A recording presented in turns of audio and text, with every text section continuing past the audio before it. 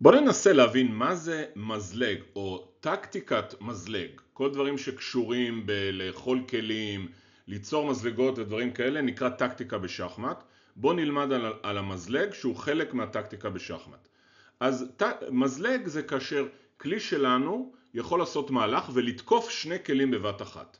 אז במקרה הזה, אם אנחנו ניקח את הפרש לכאן, הוא גם עושה שח למלך וגם מתקף את המלכה באותו זמן. עכשיו השחקן השחור, כיוון שהוא בשח, חייב להזיז את המלך לאיפשהו, הוא מזיז את המלך, ואז זה יוצר לנו את ההזדמנות לאכול את המלכה. וכך אנחנו מרוויחים מטקטיקת מזלג שאנחנו יכולים לראות במשחקים. אז זה חשוב שכשאתם משחקים תתבוננו על הלוח ותחפשו אולי כל מיני הזדמנויות לעשות מזלג. בואו נראה דוגמה נוספת.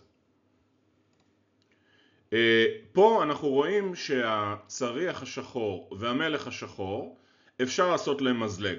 אתם מוצאים את זה? ובכן נשתמש בפרש הלבן להזיז אותו לכאן. הוא יתקוף במקביל, כמו שראינו, גם את המלך וגם את הצריח.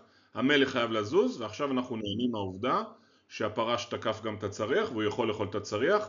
הרווחנו כלי שלם. בואו נראה תרגיל אחר שהוא גם מזלג. פה הפרש יכול לזוז לפה, הוא תוקף את המלך ואת המלכה, אנחנו יכולים ליהנות מהמלכה. עכשיו מזלגות אפשר גם לא רק עם פרש אלא עם כל כלי אחר. לדוגמה פה, אם הצריח השחור יאכל את החייל, הוא גם יאיים על הצריח וגם יעשה שח למלך, כלומר הוא יעשה מזלג. נביא את החייל לפה, נביא את הרץ לפה, יאכל את החייל, המלך חייב לזוז, ועכשיו אנחנו נהנים מהעובדה שעשינו מזלג ויכולים ליהנות מהצריח, או להרוויח את הצריח. בואו נראה עוד דוגמה. פה למשל, יש לנו כלי אחר שגם עושה מזלג, וזה החייל. בואו נראה איך החייל עושה את זה. אתם מצליחים למצוא את התשובה? ובכן, התשובה היא מאוד פשוטה. אם אנחנו נקדם את החייל לפה, הוא יתקוף גם את הפרש וגם את המלך באותו זמן. עכשיו המלך לא יוכל לאכול את החייל, כי יש חייל אחר שמגן עליו. הוא יצטרך לזוז, ואז נוכל לאכול את הפרש. בואו נראה, נזיז אותו לפה.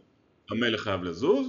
עכשיו אנחנו יכולים לאכול את הפרש. אז יש לכם עכשיו 35 תרגילים שאתם יכולים לתרגל. תתרגלו את כל המחברת, וככה תוכלו לשלוט על טקטיקת המזלג.